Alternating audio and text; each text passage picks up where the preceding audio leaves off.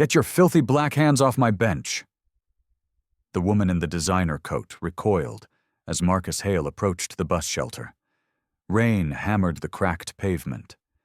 His janitor uniform was soaked through. Her shoulders trembled with sobs.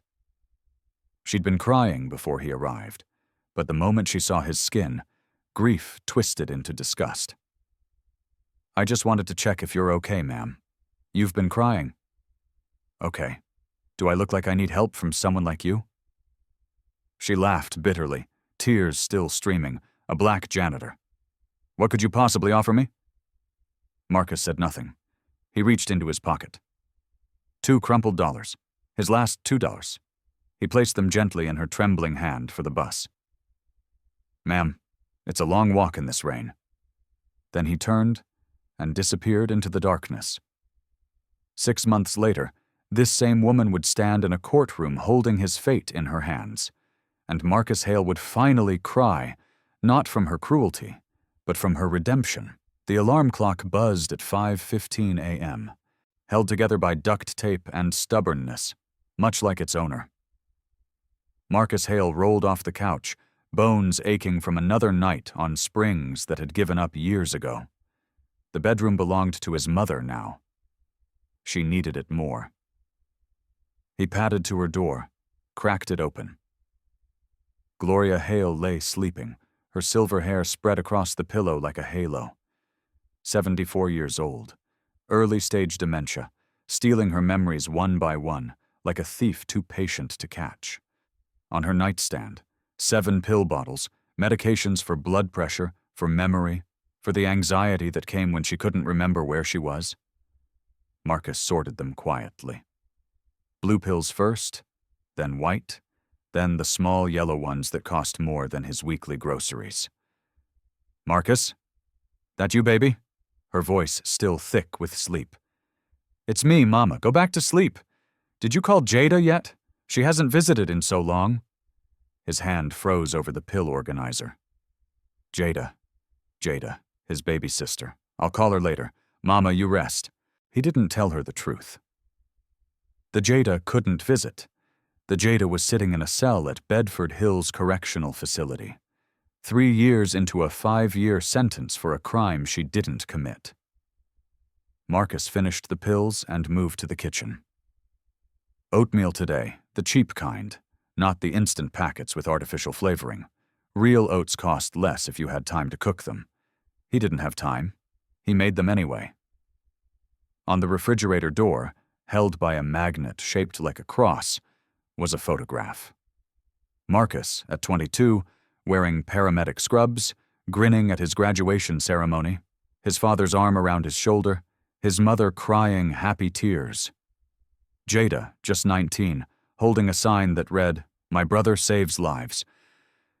That was 16 years ago, before everything fell apart. Marcus touched the photo, then pulled his hand back. "I'm sorry, Dad," he whispered. "I'm trying." The bus rumbled through North Philadelphia as dawn cracked the sky. Marcus sat in the back, invisible among the early morning crowd. Construction workers, night shift nurses heading home. A homeless man sleeping across 3 seats, undisturbed. Everyone fighting their own battles.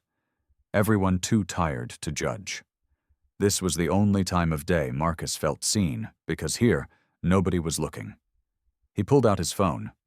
One unread message from Bedford Hills correctional inmate call scheduled 6:45 p.m. today. Jada. His weekly 15 minutes. He'd worked double shifts for 3 years to afford those calls, $15 each, plus commissary money so she could buy soap that didn't strip her skin, plus lawyer fees for appeals that went nowhere. The bus stopped outside a gleaming tower of glass and steel. Mercer and Associates, 52 floors of corporate ambition. Marcus entered through the service door. Morning M. Tony, the security guard, nodded from his desk. 63 years old, worked here longer than most of the executives had been alive. "You look tired, brother. I'll sleep when Mama's better. And when's that going to be?" Marcus didn't answer. They both knew. The 52nd floor sparkled under Marcus's mop. He started at 6 a.m., finished before the executives arrived at 8. Invisible labor for invisible people. He found a $100 bill under one of the desks. Didn't even hesitate. Walked it straight to Lost and found. "You're crazy, man." Luis, his co-worker, shook his head. "Nobody would have known." "I would have known." Luis laughed. "That's why you're broke, Em. Too much conscience, not enough sense." Maybe. But Marcus's father had taught him something before he died. Integrity isn't what you do when people are watching. It's what you do when they're not. Walter Hale, Sr., had lived by those words. Died by them too, probably. Heart attack at 58, working 3 jobs to keep his family afloat. Marcus was 38 now. Same trajectory, same tired bones. He finished mopping, started on the executive washrooms. That's when he heard it. "Thanks, Mr. Hale. Have a good day." He looked up, startled. Connor Hargrove, 35, junior executive with kind eyes and an expensive watch. One of the few people in this building who bothered to read name tags. "You too, Mr. Hargrove." Connor nodded and walked away. Hargrove. The name meant nothing to Marcus then. Just another white man in a suit, slightly less terrible than the others. He wouldn't learn the truth for another 6 months. By then, it would almost be too late. The phone call came during his lunch break. Marcus sat in the supply closet, the only place with enough privacy to cry if he needed to, which he did sometimes. Not that he'd ever admit it. "Mr. Hale, this is Pamela Perkins from Sunny Meadows Care Facility." His stomach dropped. "Is my mother okay?" "She's fine, physically." A pause. "But we had an incident this morning. She wandered out of the facility. Police found her 3 blocks away asking strangers for directions to a house she lived in 40 years ago." Marcus closed his eyes. "Mr. Hale, I'll be direct. Your mother needs full-time memory care. Our facility isn't equipped for patients at her stage. You have 2 options. Transfer her to a specialized memory care unit, or remove her by the end of the month." "How much is the memory care unit?" $8,500 per month. The number hit him like a physical blow. He made $2,100 on a good month. "What about Medicaid? There's an 18-month waiting list. 18 months. Gloria might not remember his name in 18 months. I'll figure it out," he heard himself say. "I always do." He hung up, sat in the darkness of the supply closet, and for the first time in 3 years, Marcus Hale felt truly hopeless. But the universe wasn't done with him yet. That evening, another letter waited in his mailbox. This one from a lawyer. Reappeal opportunity. Jada Hale, case number 2019-7734. He tore it open. "Dear Mr. Hale, new evidence has emerged in your sister's case that may support grounds for appeal. However, pursuing this opportunity will require retaining competent legal counsel. Estimated cost $15,000. $15,000. Marcus sat at his kitchen table, staring at 2 pieces of paper. The first, his mother's care facility bill. The second, his sister's chance at freedom. He couldn't afford either.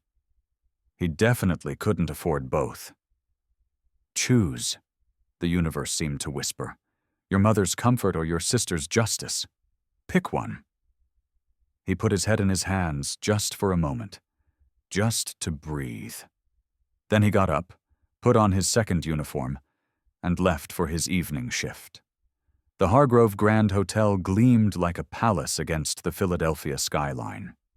Marcus entered through the service entrance as always. Different building, same invisibility. Mr. Baxter, the floor supervisor, intercepted him before he could clock in. "Hale, you're on penthouse duty tonight. Big fundraiser tomorrow. Judge Hargrove's event. Everything needs to be perfect or you're out." "Yes, sir. And Hale?" Baxter looked him up and down with barely concealed disgust. "Try not to touch anything expensive." Marcus nodded. What else could he do? He collected his cleaning supplies and headed up. 52 floors, same number as his day job, ironically. As he worked, he overheard staff gossip. Judge Evelyn Hargrove, old money, older husband, son runs half the real estate in Pennsylvania. Heard she's worth millions. Billions, probably. These people don't count in millions. Marcus kept mopping. He'd learned long ago that rich people's problems weren't his business. He didn't notice the name, didn't make the connection. Not yet. He got home at midnight, found his mother awake, wandering the apartment. "Mama, what are you doing up?" She looked at him with unfocused eyes. "I'm looking for Walter. He was supposed to be home by now." Walter, his father, dead for 10 years. Something cracked inside Marcus's chest. "Daddy's just running late. Mama, come on, let's get you back to bed. Get you back." He guided her gently, tucked her in, sang the old hymn she used to sing to him as a child. Amazing grace, how sweet the sound. Her eyes fluttered closed. She smiled the way she used to smile when the world still made sense. Marcus sat beside her until her breathing deepened. Then he went to the kitchen, opened the shoebox he kept hidden on top of the refrigerator. Inside his paramedic certification stamped "Revoked" in red letters, old photographs, a letter from the Pennsylvania EMS Certification Board, failure to follow proper reporting procedures, patient death, certification revoked. He'd tried to do the right thing, reported suspicious medication practices at a Meridian Health Care facility. A patient died because of those practices, and somehow he was the one who lost everything. The system had crushed him once. It was trying to crush him again. But at the bottom of the box was something else. A photocopy of his sister's sentencing document. His eyes found the name he'd somehow missed before. Presiding Judge, Honorable Evelyn Hargrove. The woman from the bus stop. The woman he'd given his last $2, the woman who'd called him filthy. She was the judge who'd sent Jada to prison. Marcus stared at the name until his vision blurred. What kind of world is this? The Hargrove Grand Hotel ballroom glittered like something from a dream Marcus had never dared to have. Crystal chandeliers scattered light across tables set with china worth more than his annual salary. Women in gowns that cost more than his mother's medical bills. Men in tuxedos laughing at jokes that probably weren't funny. Drinking champagne that probably wasn't worth the price. And in the center of it all, a banner, Second Chances Foundation, annual gala rents almost laughed. Second chances for people who'd never needed a first one. He moved through the crowd like a ghost, collecting empty glasses, wiping spills, existing in the spaces between their vision. Nobody looked at him. Nobody ever did. That was the deal. You become invisible, and they let you stay. He reached for a champagne flute on a side table, looked up, froze. She stood 20 F1 away. Judge Evelyn Hargrove, poised, polished, diamonds at her throat catching the chandelier light. Not the broken woman from the bus stop. Not the crying stranger with mascara-streaked cheeks. This was someone else entirely. Someone powerful. Someone who held lives in her hands and dropped them without looking down. Their eyes met across the ballroom. Evelyn's champagne glass stopped halfway to her lips. She recognized him. He saw it. The flash of shock, then something else. Shame. Fear. She set down her glass, started walking toward him. Hail. Mr. Baxter materialized from nowhere, grabbing his arm. Suite 4B, now guest emergency. Move it. Marcus was dragged away before Evelyn could reach him. He looked back once. She stood frozen in the crowd, watching him disappear through the service door. Suite 4B wasn't what he expected. No spilled champagne, no clogged toilet, no rich person's mess for the invisible man to clean. Instead, he found a girl, 17, maybe 18, crouched behind the bathroom door, clutching a burner phone, whispering frantically into it. She saw him and went pale. "Please," her voice cracked. "Please don't tell them I'm here." Marcus assessed the situation. Designer dress, tear-stained face, expensive shoes kicked off in the corner. Not drunk, not high, just scared. Terrified, actually. "They'll send me back," she whispered. "I can't go back there." Footsteps in the suite. Someone searching. A man's voice. "Gia, your grandmother is asking for you."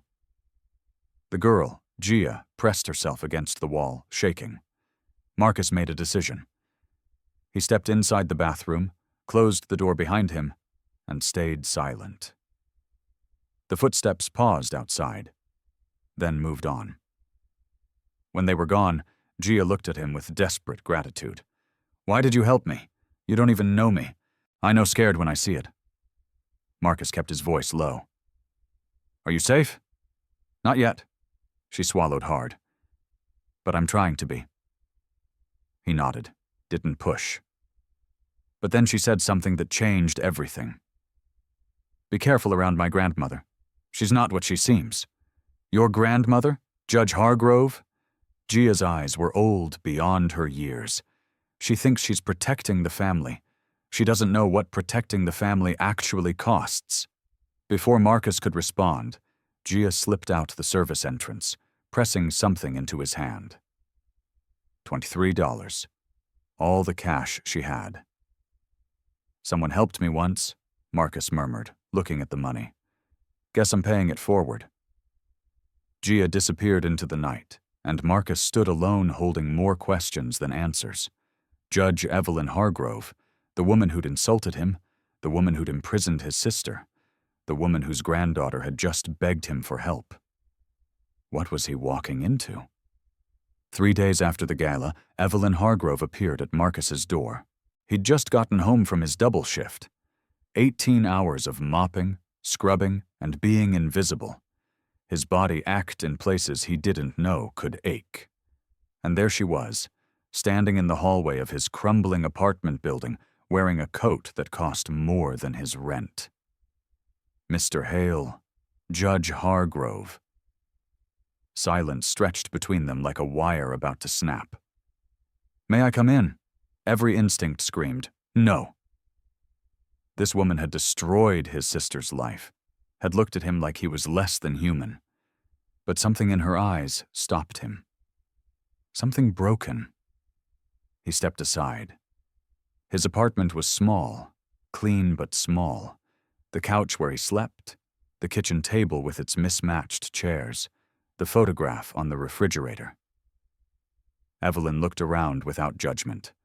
Or maybe she was just good at hiding it. "I've been looking for you," she said finally. "For 6 months." "I wasn't hiding." "No, I suppose you weren't." She sat down, uninvited, at his kitchen table. Her hands trembled slightly.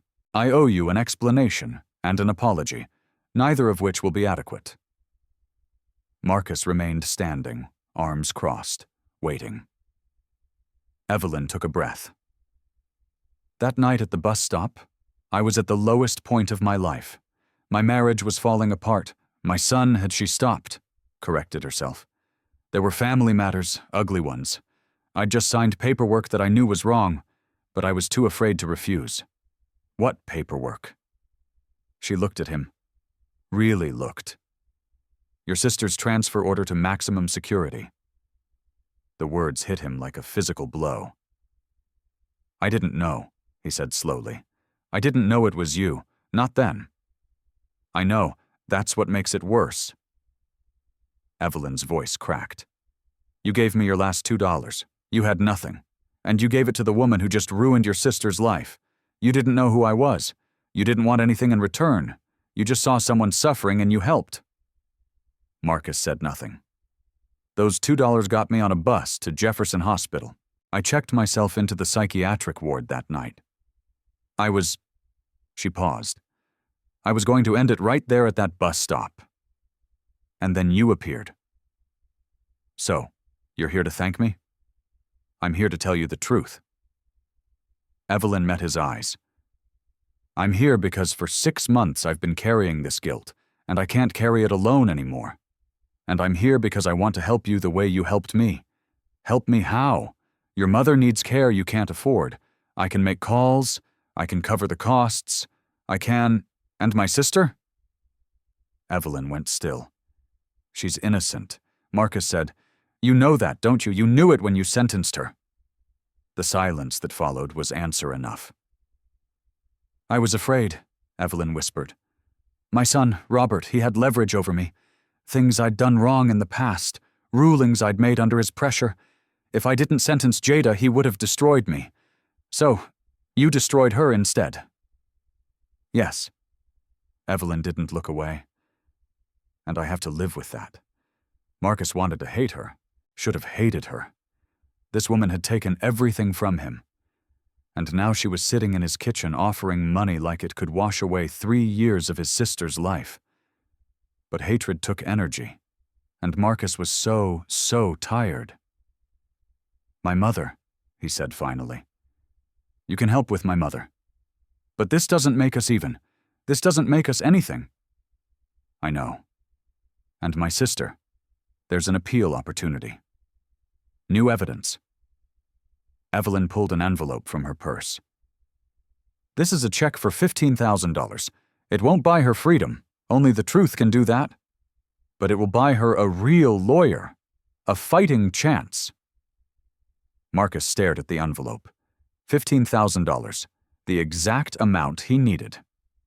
Why? He asked. Why would you help the woman you sent to prison? Because you helped me when I deserved nothing. Evelyn stood, leaving the envelope on the table. Because kindness like yours shouldn't be wasted on someone like me.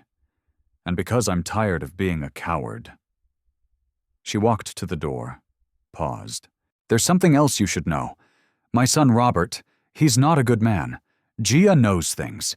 Dangerous things. If you're going to help her, you need to understand what you're walking into.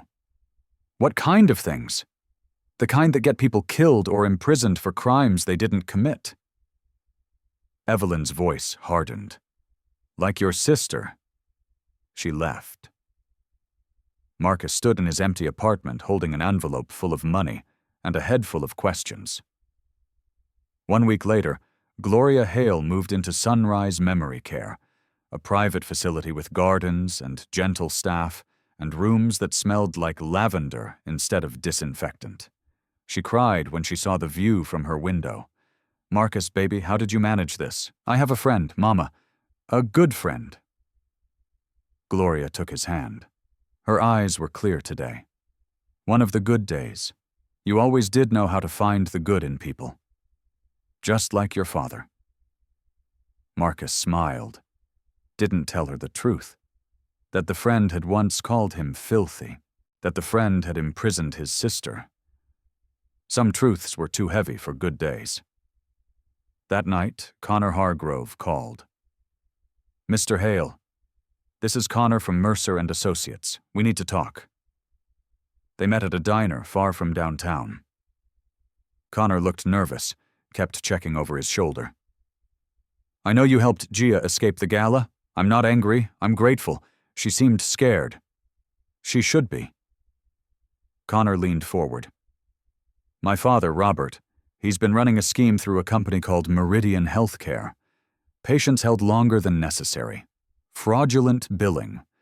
People who ask too many questions getting silenced. Silenced. How? Your sister asked questions. 3 years ago, there was a paramedic at one of Meridian's hospitals who tried to report suspicious deaths. That paramedic lost everything. Marcus's blood ran cold. That was me. Connor's eyes widened. You. I reported medication irregularities. A patient died. Next thing I knew, I was blamed for it. Lost my certification, my career, everything. Then you already know what my father is capable of. Connor pulled out a folder. Gia has been gathering evidence, but we need more. We need someone on the inside who can testify, and that's me. That's my grandmother. Connor's jaw tightened. She doesn't know what my father has done. Not really. She thinks she's protecting the family. If we can show her the truth, she already knows about my sister. She knows she sentenced an innocent woman. She doesn't know why. Connor slid the folder across the table. My father has been blackmailing her for years. But if she sees the full picture, all the lives he's destroyed, she might finally be brave enough to fight back. Marcus looked at the folder, at Connor, at the desperate hope in his eyes. Why are you doing this? He's your father. Because some debts can only be paid in truth. Connor stood. And because my grandmother isn't the only one who's tired of being afraid.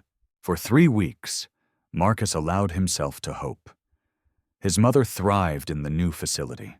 Good days outnumbered bad ones.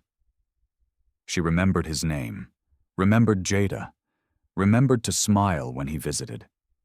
He met Evelyn for coffee twice a week. Strange, fragile meetings where neither of them quite knew what they were doing. I was invisible once too, Evelyn told him.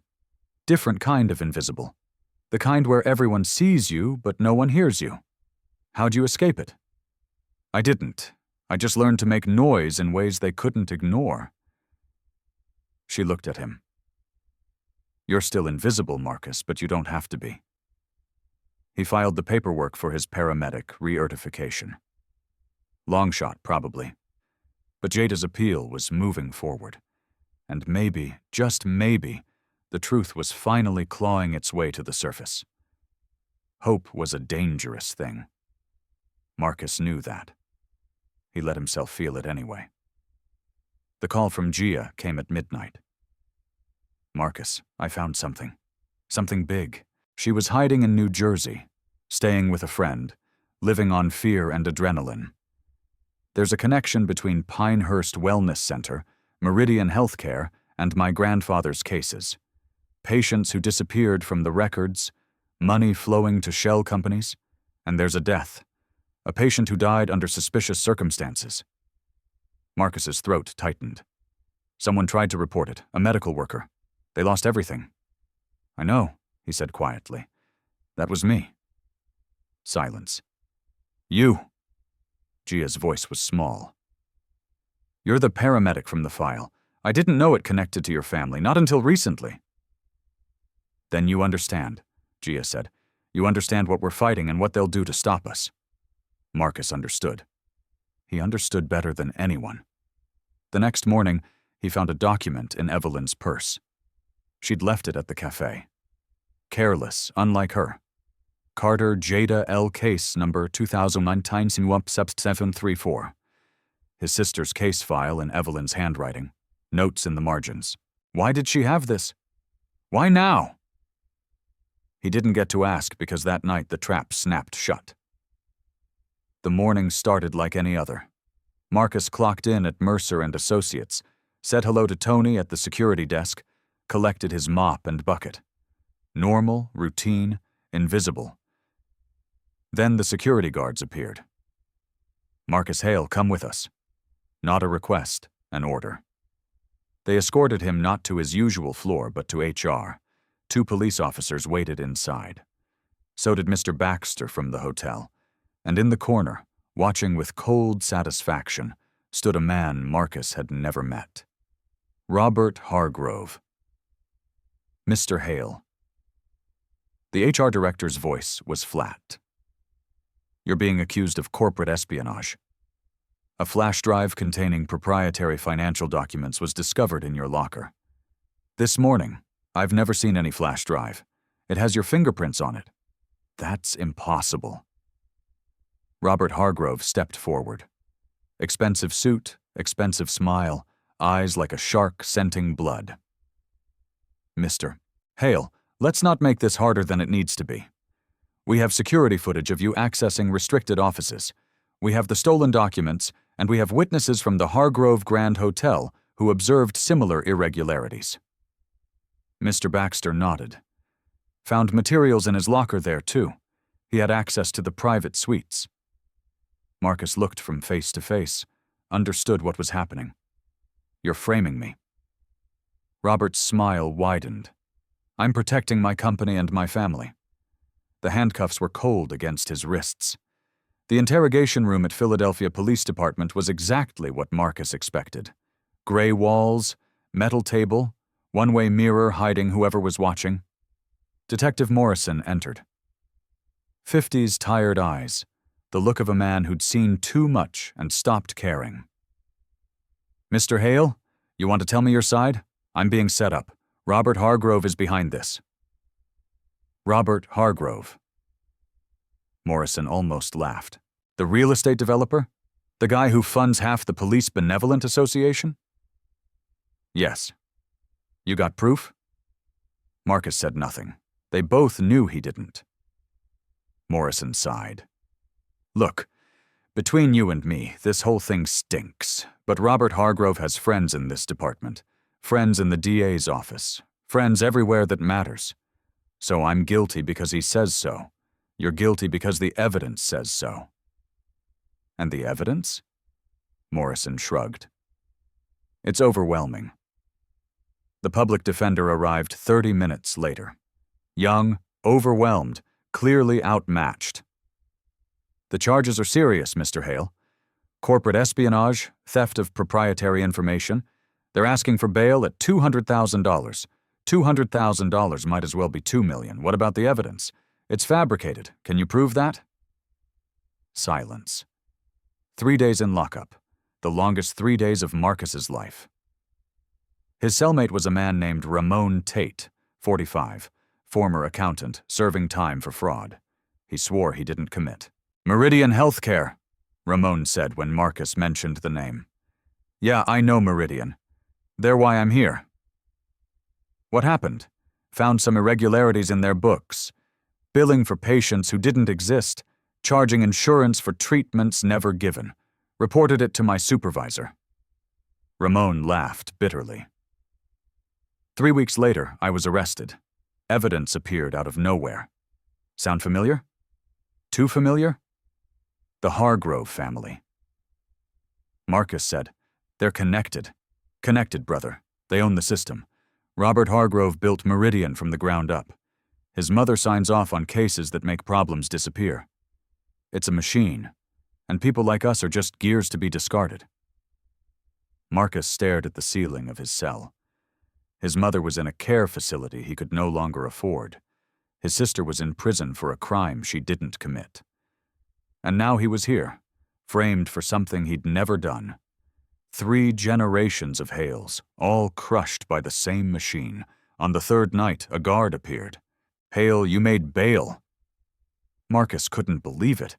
"How?" The guard shrugged. "Don't ask questions. Just go." In the release area, Connor Hargrove waited. "Before you say anything, my father doesn't know I did this. My grandmother doesn't know I did this. This is me personally using money my father can't trace." "Why?" "Because Gia showed me the evidence. All of it."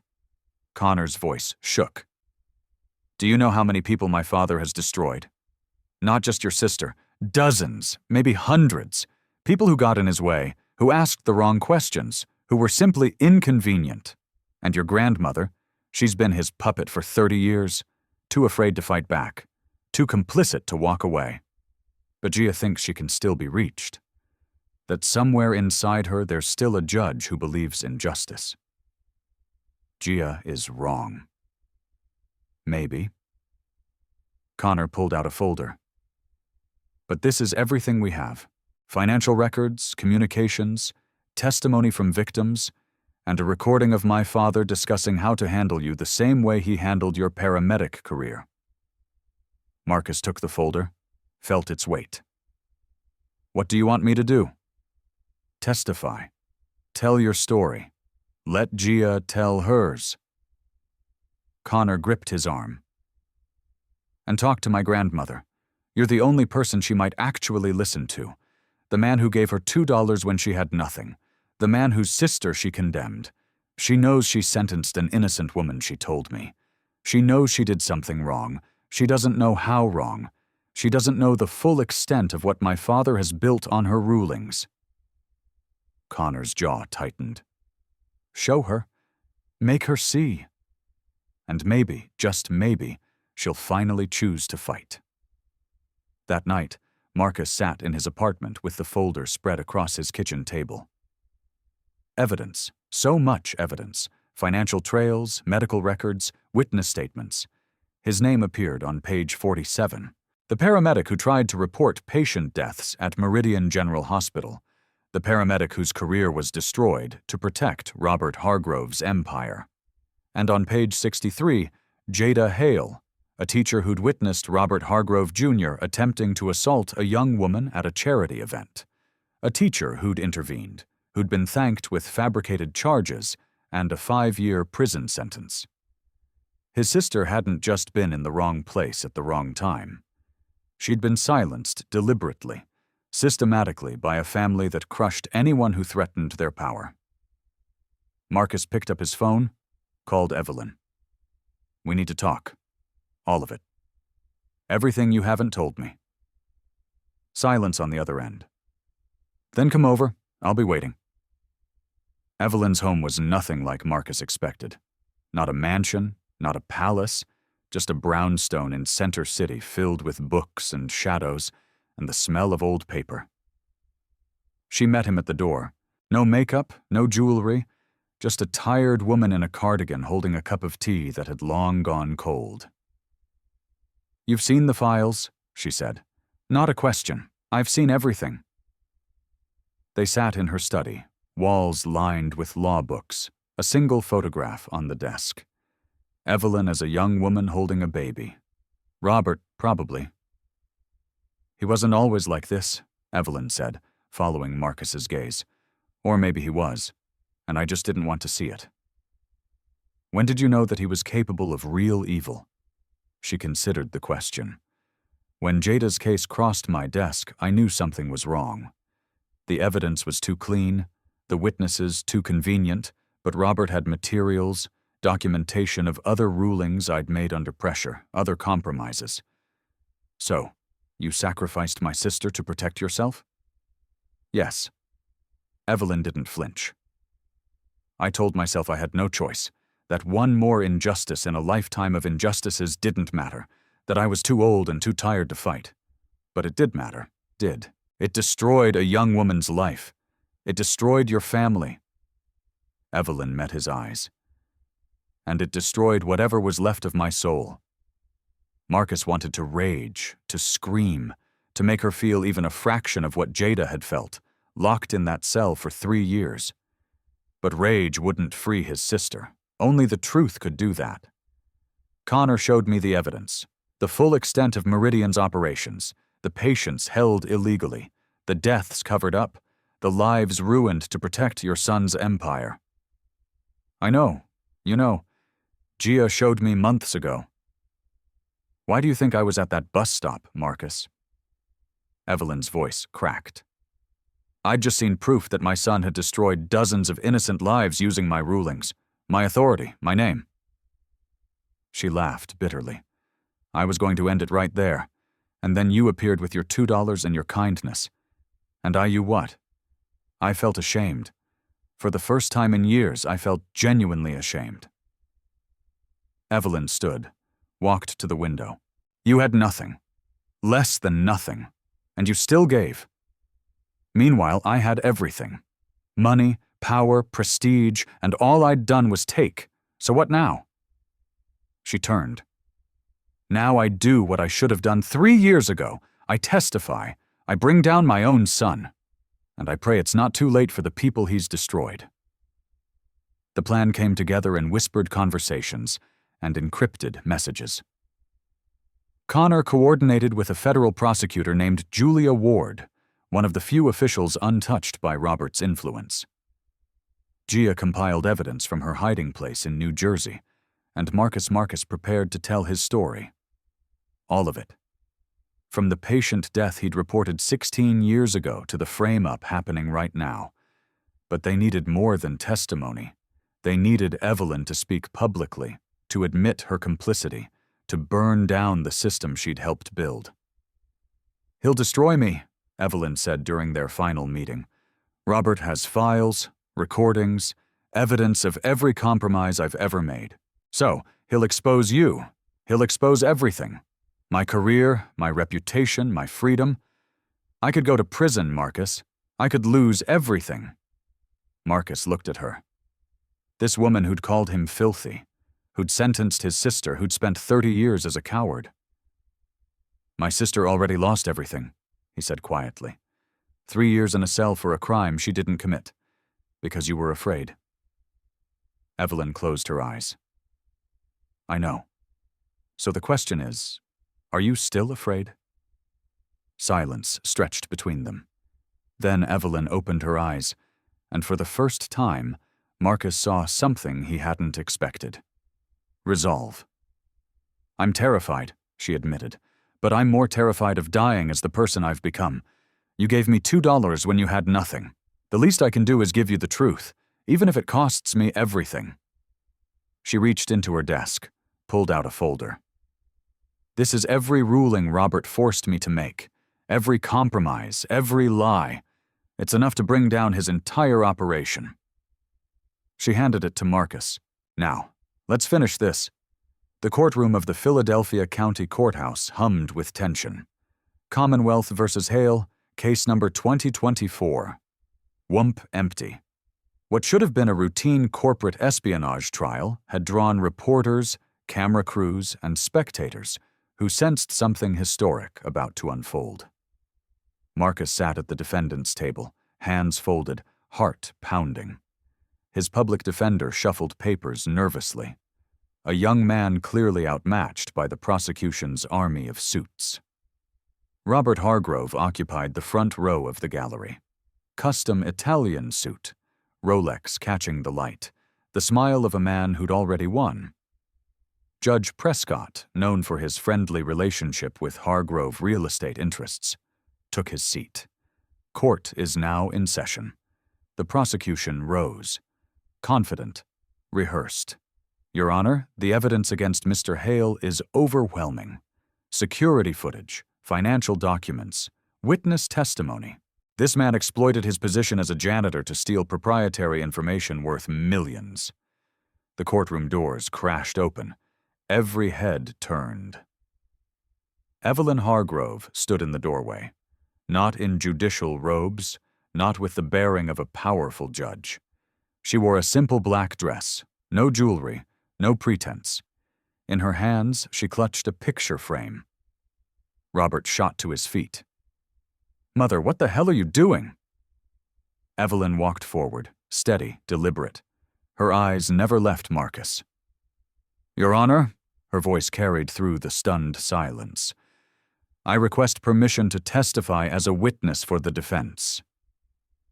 Judge Prescott's face drained of color. Judge Hargrove, this is highly irregular. You have no standing in this case. I have every standing. Evelyn reached the front of the courtroom. Because I am the reason this man is sitting here, and I am the only one who can tell the truth about why. Robert lunged toward her. She's not well. She's clearly suffering from sit down, Robert. Evelyn's voice cracked like a whip. The courtroom went silent. For 30 years, I have done what you told me, ruled how you wanted, destroyed who you needed destroyed. She turned to face her son. Not anymore. Judge Prescott had no choice. The cameras were rolling. The world was watching. Evelyn Hargrove took the witness stand, raised her right hand, swore her oath, and then she burned her life to the ground. I want to tell you about a night 6 months ago, she began. The worst night of my life until today. She looked at Marcus. I was sitting at a bus stop in Kensington, alone, crying. I had just signed transfer papers sending an innocent woman to maximum security prison. A woman named Jada Hale. A murmur rippled through the courtroom. I knew she was innocent. I had seen the evidence. But my son, Evelyn's voice cracked. My son had leverage over me, recordings of past compromises, documents that would destroy my career. So I did what he asked. I always did what he asked. She paused, gathered herself. That night, I wanted to die. I sat at that bus stop planning how to end it. And then a man appeared. Her eyes found Marcus again, a black man, in a janitor's uniform, soaked from the rain. He asked if I was okay, if I needed help. Do you know what I did? Evelyn's voice shook. I called him filthy. I told him to get his black hands away from me. I threatened to call the police on a man whose only crime was showing kindness to a stranger. The courtroom was absolutely still. And do you know what he did? She held up the picture frame. Behind the glass, 2 crumpled dollar bills. He gave me these, his last $2 for bus fare. Then he walked away 4 miles in the rain because he couldn't afford the bus anymore. Evelyn's tears fell freely now. He didn't know who I was. He didn't know I had just destroyed his sister's life. He just saw a woman crying and wanted to help. That's who Marcus Hale is. She pointed at Robert. And that is who my son is. A man who frames innocent people, who destroys lives to protect his empire, who blackmailed his own mother for 30 years. Robert's face had gone gray.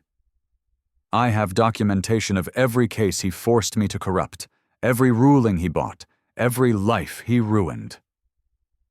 Evelyn pulled a folder from beneath her seat, including the case of Jada Hale, a schoolteacher imprisoned for stopping my grandson from assaulting a young woman at a charity event. The courtroom erupted. The doors burst open again. Federal prosecutor Julia Ward strode in, flanked by FBI agents.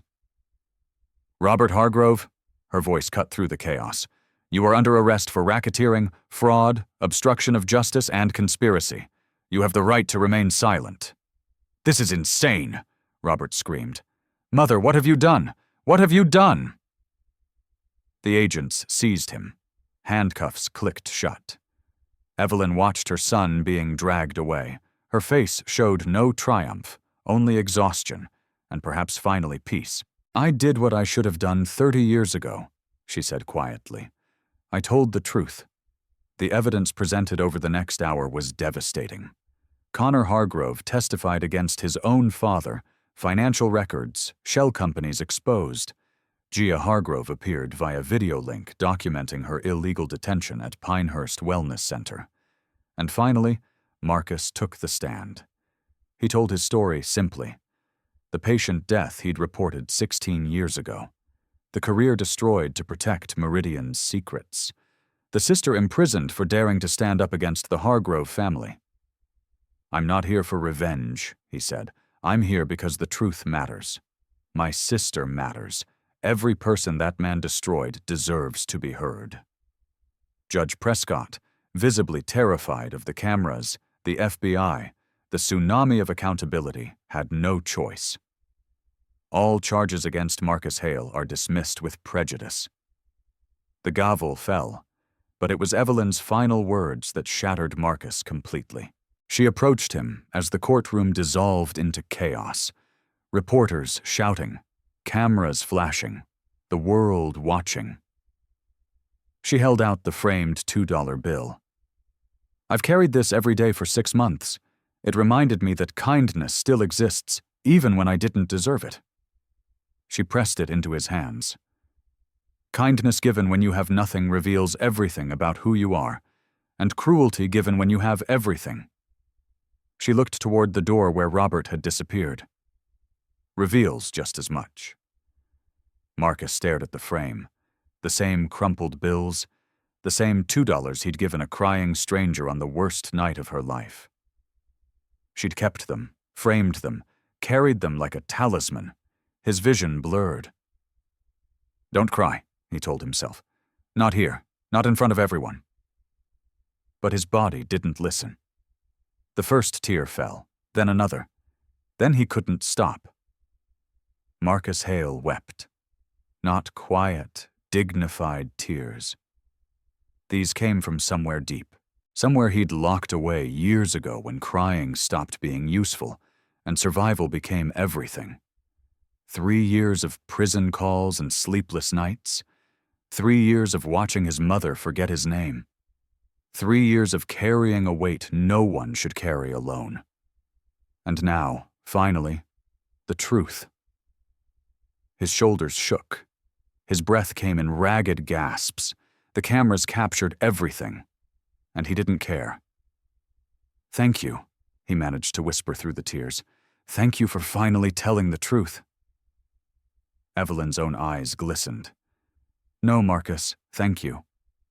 She touched his arm gently. "You showed me that redemption was still possible, even for someone like me." She turned and walked away. Marcus stood in the middle of the courtroom, holding $2 that had changed everything.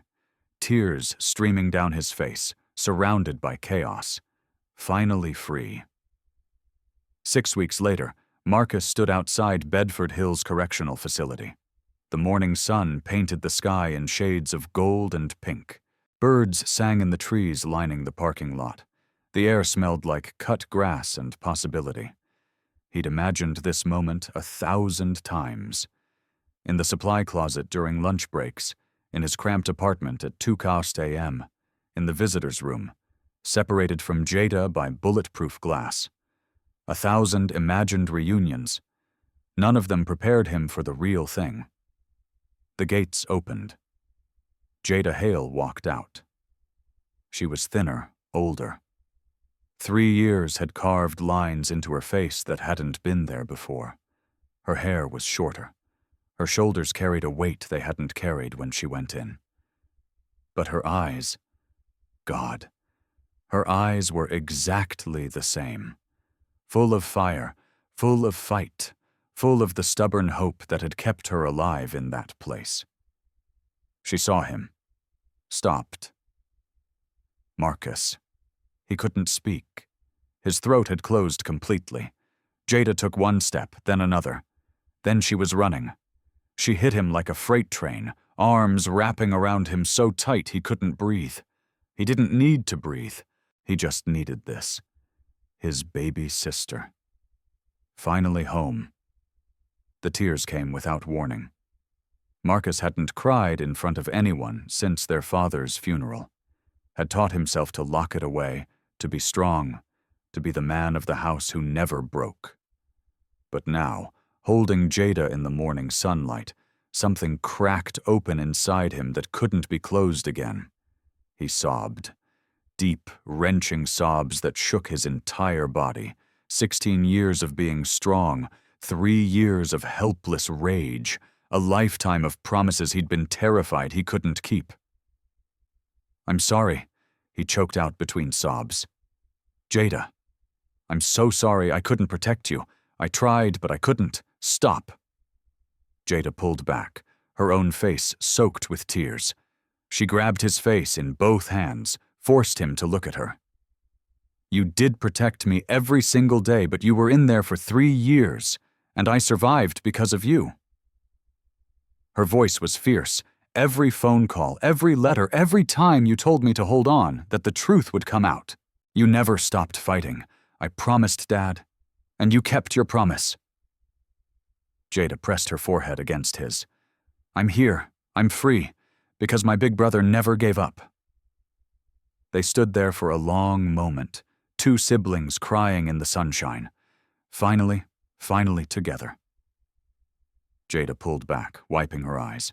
"Now take me to see Mama. I've missed her so much." Marcus laughed, a wet, broken sound. "She's been asking about you every day. Even on the bad days, she remembers you." "Then let's go." Jada took his hand. "Let's go home." Gloria Hale was having a good day. She sat in the garden of Sunrise Memory Care, face tilted toward the sun, humming a hymn from her childhood. The flowers were blooming. The birds were singing. The world felt gentle. Then she heard footsteps. 2 sets of footsteps. She turned, saw Marcus, saw Jada. Her voice cracked. Her hands flew to her mouth. "Baby girl, is that really you?" Jada fell to her knees beside her mother's wheelchair, fresh tears already streaming. "It's me, Mama. I'm home." "But you were. I thought Marcus said you were away. I was." Jada took her mother's weathered hands. "But I came back. I'll always come back to you. Gloria looked at Marcus, eyes bright with confusion and hope. How? How is this possible? The truth finally came out, Mama. Marcus knelt beside them both, completing the circle. Justice finally came. Gloria pulled them both close, her two children, her whole world. I knew it, she whispered, tears soaking into their shoulders. I knew God wouldn't let this stand. Your father always said, the truth is patient, but it never sleeps. They held each other in the garden as the sun climbed higher. 3 Hales reunited at last. Jada looked at Marcus over their mother's shoulder, mouthed 2 words, thank you. Marcus shook his head, mouthed back, thank Dad. That evening, Marcus received a letter. Pennsylvania EMS Certification Board, reinstatement application, Marcus J. Hale. His hands trembled as he opened it. Dear Mr. Hale, following our review of your case and the recent judicial findings regarding Meridian Healthcare, we are pleased to inform you that your paramedic certification has been fully reinstated, effective immediately. The board extends its sincere apologies for the injustice you suffered. Your dedication to patient care and your courage in reporting misconduct reflect the highest standards of our profession. Welcome back. He read it 3 times. Then he called Jada. I'm going back, he said, voice thick with emotion. Back to saving lives. That's all you ever wanted, isn't it? It's who I am. Marcus looked at the letter again. It's who Dad raised me to be. Then go be that person. Jada's voice was warm. You've earned it. He hung up, looked around his small apartment, at the photograph of his graduation on the refrigerator, at the framed $2 bill now hanging on his wall. Kindness given when you have nothing reveals everything about who you are. He finally understood what that meant.